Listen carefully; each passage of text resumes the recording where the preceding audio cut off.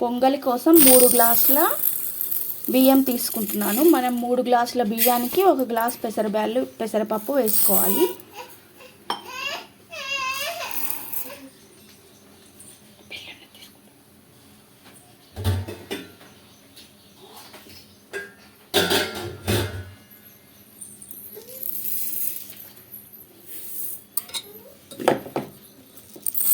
మూడు గ్లాసుల బియ్యం అయిపోయాయి.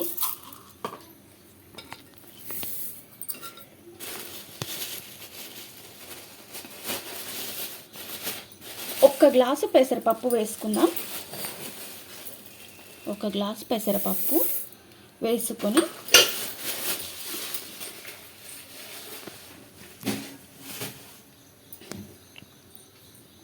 వీటిని కడుక్కుందామండి.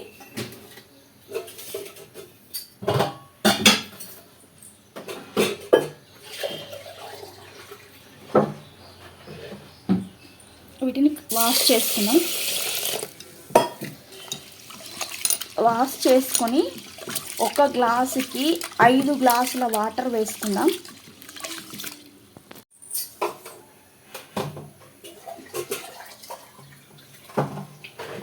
ఒక గ్లాసుకి 5 గ్లాసుల వాటర్ అంటే మనం 20 గ్లాసెస్ వాటర్ వేసుకోవాలి. 4 and 5 and 6.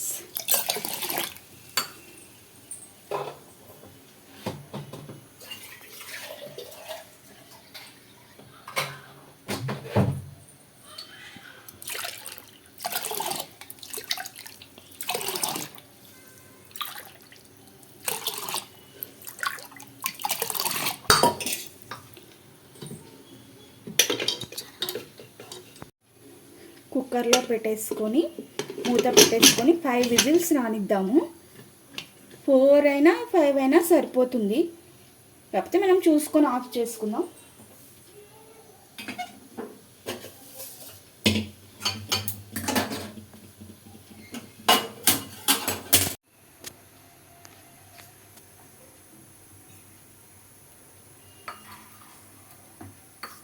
అలాగే చట్నీ చేసుకుందాం ఈ పొంగల్ కోసం.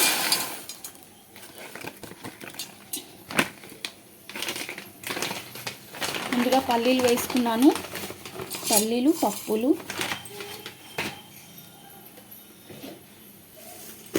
తగినంత సాల్ట్ వేసుకుందాం.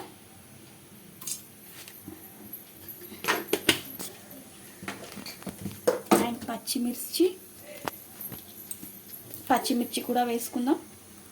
నా దగ్గర అయిపోయాయండి, కొంచెం వాడిపోయినట్టున్నా వేసుకుంటున్నాను.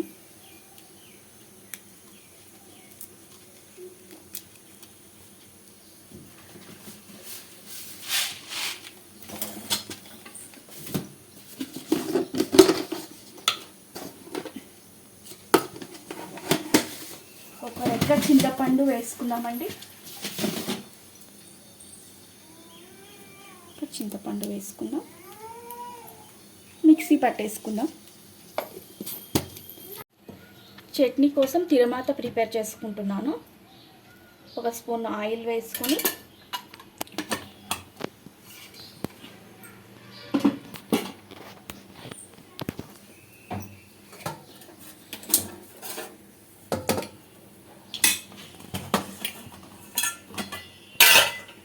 ఆవాలు, జీలకర్ర,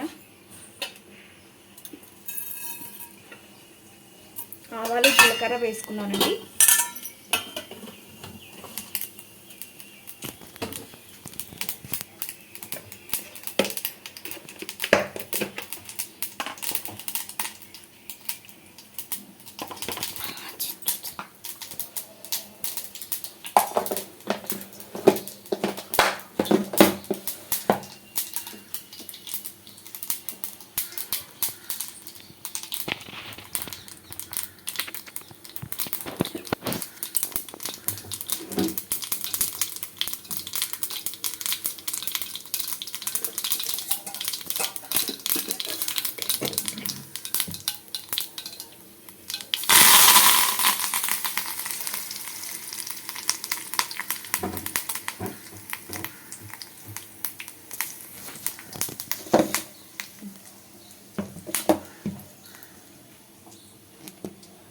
ఇలా పల్లి చట్నీ ఇలా మిక్సీకి పట్టేసుకున్నానండి.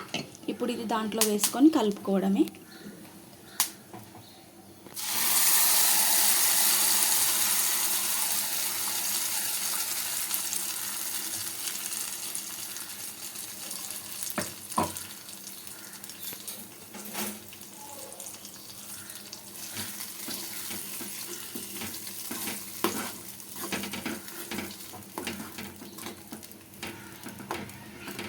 పల్లి చట్నీ రెడీ అండి. అంతలో పాటు పొంగల్ కూడా విజిల్స్ వచ్చేసేసరికి చట్నీ రెడీ అయిపోయింది.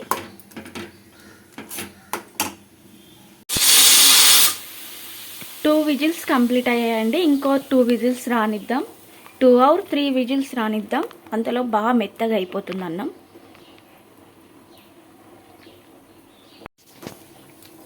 అయిపోయాయండి 5 విజిల్స్.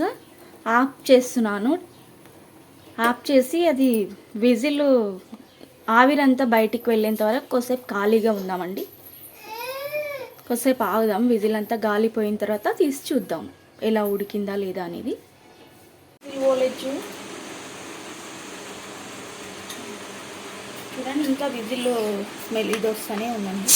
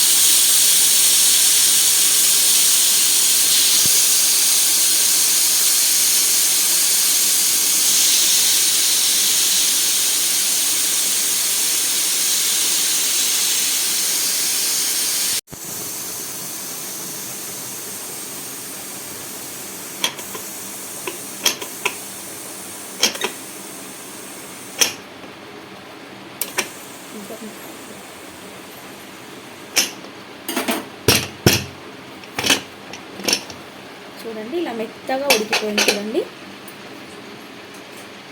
ఇలా అయిన దాంట్లో కొంచెం ఆయిల్, నెయ్యి ఆయిల్ అంటున్నాను చూడండి. మీరు తినగలిగితే ఎక్కువ వేసుకోవచ్చు నెయ్యి. ఎంత నెయ్యి వేసుకుంటే అంత టేస్ట్ వస్తుంది. సాల్ట్ ఎంత సరిపడా సాల్ట్ వేసుకోండి. నేనైతే 2 స్పూన్స్ వేసుకున్నాను. ఎక్కువే వేసాను కాబట్టి ఒక 20 మిరియాలను వేసి ఇలా దంచుకుంటున్నాను.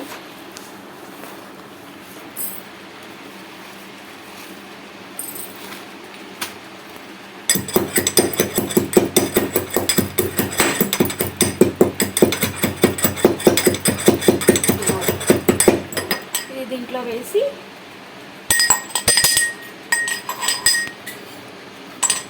కలుపుకోవాలి. కావాలంటే ఇంకా గట్టిగా ఉంది అనిపిస్తే మీకు కొంచెం వాటర్ వేసుకొని బాగా మెత్తబడిపోతుంది. ఇది ఎంత మెత్తగా ఉంటే అంత టేస్ట్ అండి. బాగా కలుపుకోండి వాటర్ వేసుకొని.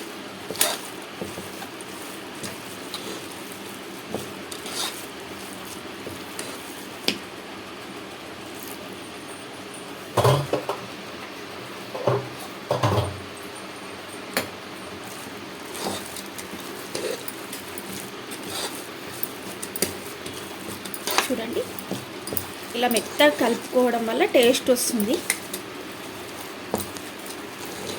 అందుకే ఒక విజిల్ ఎక్కువైనా సరే కానీ మెత్తగా ఉడికించుకోవాలండి.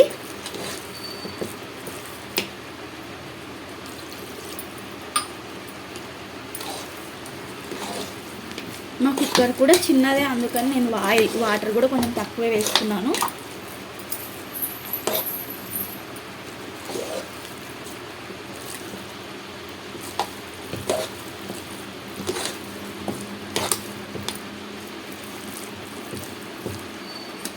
ఇంకా మెత్తగా ఖాళీ చూడండి, ఇంకా వాటర్ వేసుకోవాల్సి.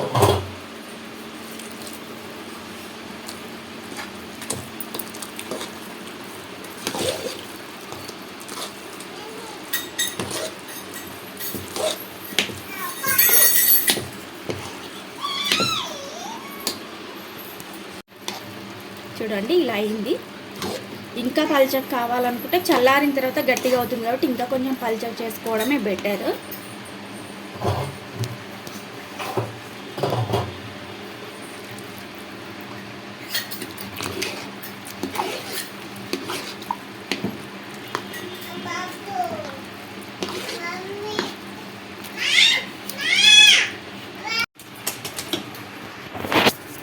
ఒక 2 మినిట్స్ వేడి కానిద్దాం. దీన్ని కలుపుకున్నాం కదండి, కొంచెం వాటర్ వేసుకున్నాం కదా, ఇంకో 2 మినిట్స్ వేడి కానిద్దాం. అంతలో ఇటు సైడ్ తిరమాత వేసుకుందాం. తిరమాత కోసం ఆయిల్, 1 స్పూన్ ఆయిల్, 1 స్పూన్ నెయ్యి,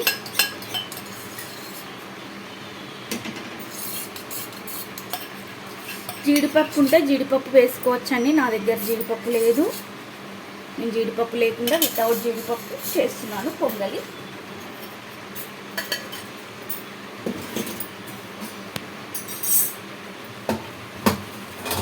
అవి ఆయిల్ నెయ్యి వేడైన తర్వాత జీలకర్ర, ఈ జీలకర్రతో పాటు అలాగే కొంచెం వేడైన తర్వాత జీడిపప్పు వేసుకోవాలి. జీడిపప్పు లేదు కాబట్టి నేను జీడిపప్పు లేకుండా చేసుకుంటున్నాను. అండ్ ఎండుమిర్చి,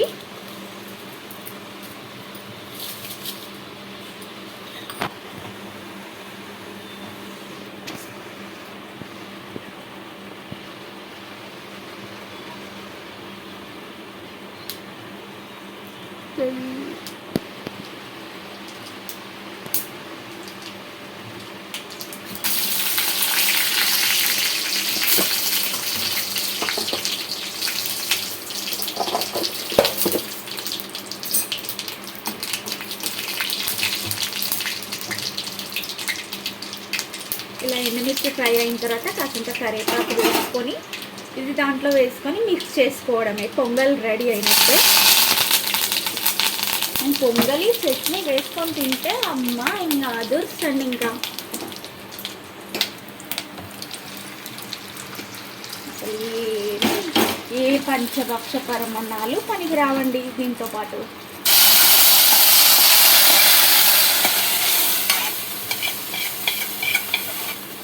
టేస్ట్ అయితే అమోఘం అండి, సూపర్. చూడండి ఎంత బాగా వచ్చిందో అసలు. ఇలా కలుపుకోవాలి. ఇంకా దీంతో పాటు ఇంకా చట్నీ వేసుకొని తింటే ఇంకా ఉంటుంది. అబ్బా చూస్తుంటేనే నోరు ఊరిపోతుందండి.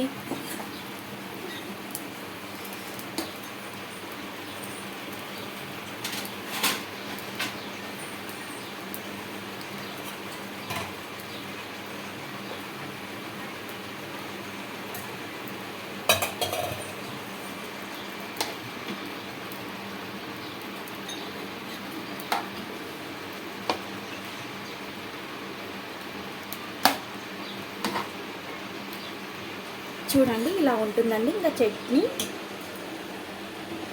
చట్నీ వేసుకొని ఇంకా దీంతో తింటే ఇంకా అయిపోయిందండి. ఎంత సూపర్గా ఉంటుందంటే ఇంకా మీరు ఒకసారి చేసుకున్నారంటే మరీ చేసుకుంటుంటారు.